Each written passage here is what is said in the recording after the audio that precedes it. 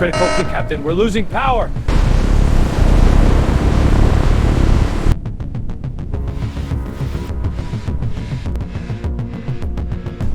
They made these soft zones! No response. We're down them. और उसके कुछ ही second बाद 117 लोगों को लेकर उड़ रहा एयर इंडिया का विमान यूरोप की सबसे ऊंची चोटी से टकरा गया। सवाल ये नहीं कि जहाज क्यों गिरा, सवाल ये है कि उसका फ्यूल आखिर ख़त्म कैसे हुआ। सोचिए, आप एक इंटरनेशनल फ़्लाइट में बैठे हैं, घंटों का सफ़र तय हो चुका है, यूरोप की बर्फीली पहाड़ियां अब नीचे दिखाई देने लगी है। उसी वक्त कैप्टन की आवाज़ आती है, हम जल्द ही जिनेवा में लैंड करने वाले हैं।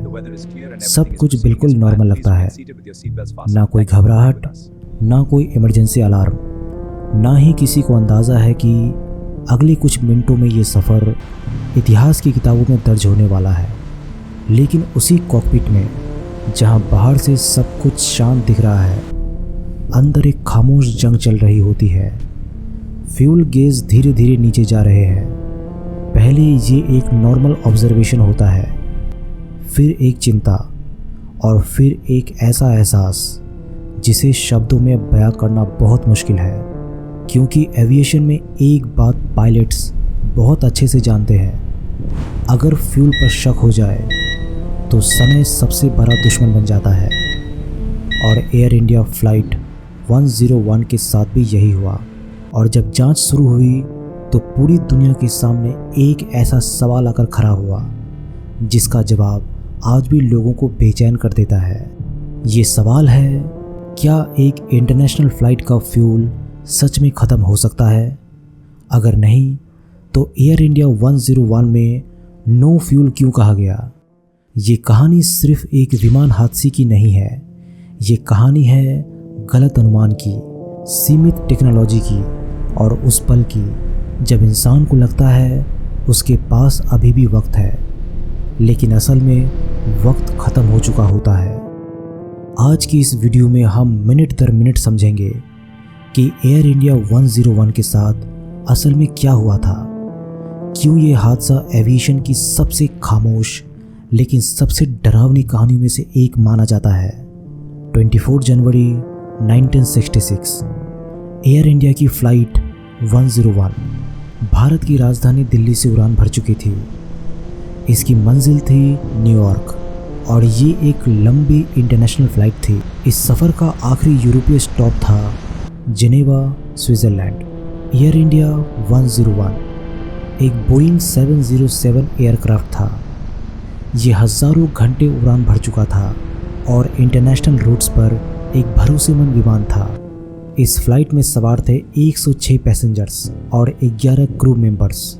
कॉकपिट में मौजूद थे कैप्टन जे.के. देसाई, जो एयर इंडिया के सबसे अनुभवी पायलट्स में गिने जाते थे।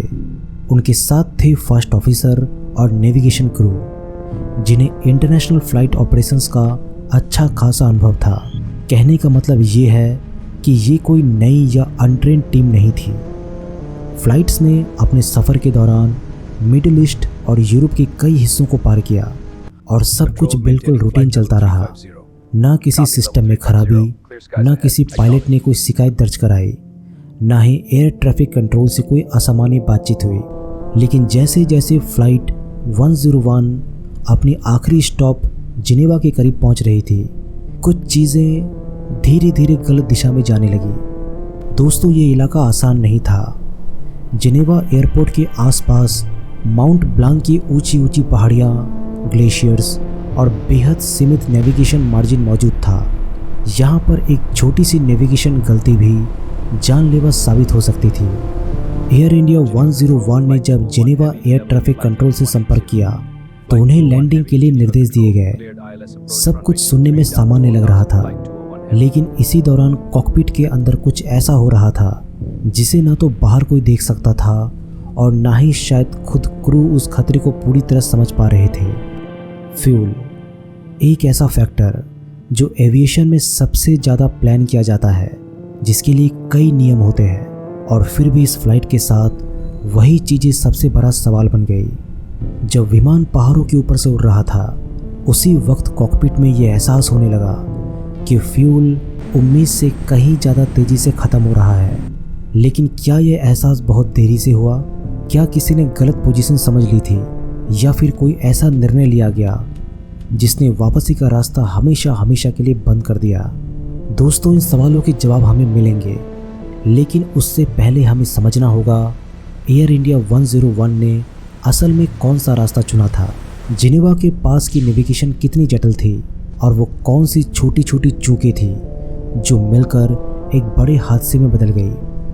क्योंकि जब आखिरी बार कॉकपिट से नो फ्यूल की आवाज़ आई, तब तक बहुत देर हो चुकी थी।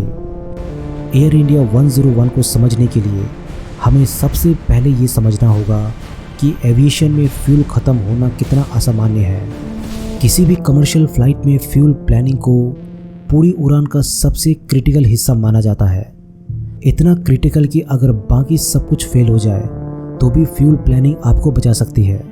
हर फ्लाइट के लिए पायलट्स के पास सिर्फ ज़रूरत का फ्यूल नहीं होता, बल्कि उससे कहीं ज़्यादा होता है।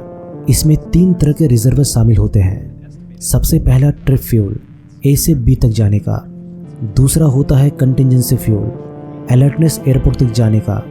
और तीसरा होता है फाइनल रिजर्वर, यानी अगर सब कुछ प्लान के मुताबिक ना चले तो भी जहाज़ के पास कई ऑप्शंस होते हैं। इसलिए जब किसी हादसे में ये कहा जाए कि जहाज़ का फ्यूल ख़त्म हो गया था, तो एविएशन की दुनिया में ये बात अपने आप में एक झटका होती है।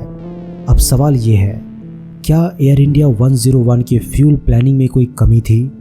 एयर इंडिया 101 एक बोइंग 707 था। ये वही एयरक्राफ्ट है जिसने 1960 के दशक में इंटर कॉन्टिनेंटल एयर ट्रैवल को आम लोगों के लिए संभव बनाया था। बोइंग 707 के फ्यूल कैपेसिटी इतनी थी कि ये आराम से लंबी दूरी तक उड़ान कर सकता था। एयर इंडिया जैसी एयरलाइन जो इंटरनेशनल ऑपरेशंस में जानी जाती थी, उससे किसी भी तरह की लापरवाही की उम्मीद नहीं की जा सकती। फ्लाइट 101 के लिए फ्यूल लोडिंग दिल्ली से उड़ान भरने से पहले कंपनी के तय नियमों के अनुसार की गई थी। रिकॉर्ड्स के मुताबिक इस फ्लाइट में फ्यूल नॉर्मल रेंज से कम नहीं था। तो फिर गड़बड़ी कहाँ हुई? अब आते हैं उस हिस्से पर जहाँ से ये कहानी धीरे धीरे उलझनी शुरू होती है। 1966 में आज जैसे जीपीएस, सैटेलाइट नेविगेशन और डिजिटल मैप्स मौजूद नहीं थे। पायलट्स को नेविगेशन के लिए निर्भर रहना पड़ता था। यूरोप के पहाड़ी इलाके में ये काम और भी मुश्किल हो जाता था। जिनेवा एयरपोर्ट चारों तरफ ऊंचे ऊंचे पहाड़ों से घिरा हुआ है, और इनमें सबसे बड़ा नाम है माउंट ब्लांक। अगर किसी फ्लाइट की पोजीशन कुछ मील भी गलत समझ ली जाए तो खतरा कई गुना बढ़ जाता है। एयर इंडिया 101 जिनेवा के करीब आते वक्त एटीसी के संपर्क में थी। उन्हें डिसेंट और अप्रोच की क्लियरेंस दी जा रही थी। बातचीत सुनने में बिल्कुल सामान्य थी। किसी तरह की घबराहट या इमरजेंसी का कोई संकेत नहीं था। लेकिन यहीं से एक बहुत अहम सवाल पैदा होता है, क्या फ्लाइट अपनी असल पोजीशन को सही तरह से समझ रही थी? इन्वेस्टिगेशन रिपोर्ट के मुताबिक एयर इंडिया 101 और जिनेवा एटीसी के बीच जो जानकारी शेयर हो रही थी वो पायलट्स द्वारा दी गई पोजीशन रिपोर्ट्स पर आधारित थी। यानी कंट्रोल टावर वही मानकर चल रहा था जो पायलट्स बता रहे थे। अगर पायलट्स को लगता कि वो जिनेवा एयरपोर्ट के एक तरफ है जबकि असल में वो दूसरी तरफ हो, तो एटीसी भी उसी गलतफहमी में फैसले देता रहेगा और पहाड़ी इलाके में ये गलतफहमी जानलेवा हो सकती है। एयर इंडिया 101 के केस में यही आशंका सबसे ज़्यादा मजबूत होती है।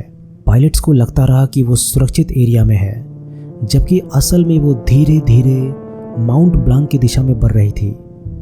अब यहीं पर फ्यूल का मुद्दा जुड़ता है। अगर पायलट्स को ये यकीन है कि वो अपने डेस्टिनेशन के करीब है, तो वो आम तौर पर लंबा डाइवर्जन या होल्डिंग करने का फैसला नहीं लेते, क्योंकि उनके दिमाग में ये कैलकुलेशन चल रही होती है, बस थोड़ी देर और। लेकिन अगर यही अनुमान गलत हो जाए तो वही थोड़ी देर धीरे धीरे फ्यूल क्राइसिस में बदल जाती है। एयर इंडिया 101 काफ़ी समय तक जिनेवा के आसपास से चक्कर काटती रही। कभी ऊंचाई बदल गई, कभी कोर्स एडजस्ट किया गया। इन सब में फ्यूल लगातार जलता रहा। लेकिन कॉकपिट में बैठे क्रू को शायद ये एहसास ही नहीं हुआ कि वो असल में कितनी खतरनाक स्थिति में पहुंच चुके हैं। इन्वेस्टिगेशन में ये बात सामने आई कि फ्लाइट ने बहुत देर से अपने फ्यूल कंडीशन को गंभीरता से लिया। किसी भी फ्लाइट में अगर फ्यूल क्रिटिकल लेवल पर पहुंचता है तो पायलट्स एटीसी को तुरंत सूचित करते हैं, लेकिन एयर इंडिया 101 के केस में ये इमरजेंसी कॉल या तो बहुत देर से आई या फिर बिल्कुल आखिरी पलों में। दोस्तों, ऐसे केसेस में पहाड़ों के ऊपर रात के समय और सीमित विजिबिलिटी में आखिरी पल का फैसला अक्सर आखिरी फैसला ही बन जाता है। अब यहाँ पर एक पहलू आता है ह्यूमन साइकोलॉजी का। कैप्टन बेहद अनुभवी थे और यही अनुभव कभी कभी एक ट्रैप बन जाता है। ओवर कॉन्फिडेंस में पायलट ये सोचते हैं, हमने इससे पहले भी ऐसे कई अप्रोच किए हैं, हम मैनेज कर लेंगे, सब कंट्रोल में है। ऐसी सोच छोटी छोटी चेतावनियों को दबा देती है और जब तक दिमाग पूरा अलार्म बजाता है तब तक हालात हाथ से निकल चुके होते हैं। जैसे जैसे रात गहराती गई, एयर इंडिया 101 और भी खतरनाक इलाके में प्रवेश कर चुकी थी, लेकिन कॉकपिट के अंदर अभी भी एक बात क्लियर नहीं थी, हम असल में है कहाँ। और यही सवाल आने वाले कुछ मिनटों में एक पूरी फ्लाइट की किस्मत तय करने वाला था, क्योंकि पहाड़ किसी गलतफहमी को माफ़ नहीं करते और जब फ्यूल ख़त्म होने लगता है तो जहाज़ के पास दूसरा मौका नहीं होता। जैसे जैसे एयर इंडिया 101 माउंट ब्लांक के पहाड़ी इलाके के ऊपर आगे बढ़ रही थी, कॉकपिट में हालात अब तेज़ी से बिगड़ चुके थे। फ्यूल गेज लगातार नीचे जा रहे थे और इसी बीच कॉकपिट में पहली बार एक ऐसी घबराहट महसूस की गई जो अब तक दबाई जा रही थी। इन्वेस्टिगेशन रिपोर्ट के मुताबिक सबसे पहले एक इंजन की पावर कम होने लगी। ये उस पल का संकेत था जब जहाज़ के पास अब ज़्यादा विकल्प नहीं बचे थे। कुछ ही पलों के बाद दूसरे इंजन की थ्रस्ट भी अनबैलेंस्ड होने लगी। ये वो पल था जब बोइंग 707 जैसा 4 इंजन वाला जहाज़ भी अब फ्यूल से जूझने लगता है। यहीं से एयर इंडिया 101 की स्थिति पूरी तरह से हाथ से निकल चुकी थी। जिनेवा एयर ट्रैफिक कंट्रोल को कॉकपिट से जो आखिरी संदेश मिला था वो बहुत छोटा था, लेकिन इसका मतलब बेहद डरावना था। No fuel, no fuel. इन शब्दों का मतलब हर एटीसी कंट्रोलर समझता है। इसका मतलब होता है अब कोई होल्डिंग्स नहीं, अब कोई डाइवर्जन नहीं, अब कोई दूसरा मौका नहीं। लेकिन ये कॉल बहुत देर से आई थी। एटीसी ने फौरन ऊंचाई और पोजीशन क्लियर करने की कोशिश की, लेकिन उस वक्त जहाज पहाड़ों के बेहद करीब पहुंच चुका था। और फिर रेडियो साइलेंस। कुछ ही सेकंड बाद एयर इंडिया 101 सीधे जाकर टकराई माउंट ब्लांक की बर्फ से ढकी चट्टानों से। टकराव इतना जोर था कि जहाज के बड़े हिस्से पहाड़ों की ढलान पर बिखर गए। रात का अंधेरा, ऊंचाई और बर्फीला मौसम, इन सब ने मिलकर रेस्क्यू ऑपरेशन को बेहद मुश्किल बना दिया। जब रेस्क्यू टीम अगले दिन मलबे तक पहुंची तो उन्हें यह साफ हो गया था जहाज में सवार 117 लोगों में से कोई भी जीवित नहीं बचा। अब सवाल वही था जो शुरू से पूछा जा रहा था, एक इंटरनेशनल फ्लाइट का फ्यूल आखिर ख़त्म कैसे हुआ। जांच जैसे जैसे आगे बढ़ी, तस्वीर धीरे धीरे साफ होने लगी। इन्वेस्टिगेशन में ये बात सामने आई, फ्लाइट ने अपनी पोजीशन को गलत समझा। पायलट्स को लगता रहा कि वो जेनेवा एयरपोर्ट के एक सुरक्षित अप्रोच एरिया में है, जबकि असल में वो माउंट ब्लांक की दिशा में थे। एयर ट्रैफिक कंट्रोल पायलट्स की रिपोर्ट पर निर्भर था। उस दौर में रेडियो कवरेज सीमित थी। एटीसी वही मानकर चल रहा था जो पायलट्स बता रहे थे। फ्यूल की गंभीर स्थिति को देर से पहचाना गया। अगर फ्यूल इमरजेंसी कुछ समय पहले घोषित कर दी जाती तो शायद फ्लाइट को एक अलग कोर्स या ऊंचाई मिल सकती थी। कोई मैकेनिकल फेलियर नहीं था। जहाज, इंजन और फ्यूल सिस्टम सब कुछ टेक्निकली ठीक था। यानी ये हादसा किसी एक गलती का नहीं था, ये था गलत अनुमान, नेविगेशन की सीमाएं और देर से लिए गए फैसलों की एक चेन। एयर इंडिया 101 को आज भी नो फ्यूल मिस्ट्री कहा जाता है, लेकिन इन्वेस्टिगेशन के बाद एक बात साफ हो गई, जहाज का फ्यूल अचानक ख़त्म नहीं हुआ था, बल्कि उसे ख़त्म होने दिया गया। और यही फ़र्क एविएशन की ज़िंदगी और मौत तय करता है। इस हादसे ने एविएशन इंडस्ट्री को एक बहुत बड़ा सबक दिया। पहाड़ी इलाकों में नेविगेशन नियम सख्त किए गए, फ्यूल इमरजेंसी डिक्लेरेशन पर जोर दिया गया और पायलट्स को ये सिखाया गया कि शक होने पर देरी ना करें। एयर इंडिया फ्लाइट 101 का ये हादसा हमें एक बहुत कड़वी सच्चाई याद दिलाता है, जब शक हो तो देरी मत करो, क्योंकि देर अक्सर आखिरी गलती बन जाती है। दोस्तों, उम्मीद है फ्लाइट फाइल्स हिंदी का ये वीडियो आपको सिर्फ जानकारी ही नहीं बल्कि सोचने का एक नज़रिया भी देगी। दोस्तों, अगर आपको ये वीडियो पसंद आए तो इसे लाइक और शेयर ज़रूर कीजिएगा और कमेंट सेक्शन में बताइए कि आपके हिसाब से एयर इंडिया 101 में सबसे बड़ा टर्निंग पॉइंट कौन सा था। आप लोगों के प्यार भरे कमेंट्स का दिल से शुक्रिया। मिलते हैं अगली शानदार वीडियो में, तब तक के लिए धन्यवाद।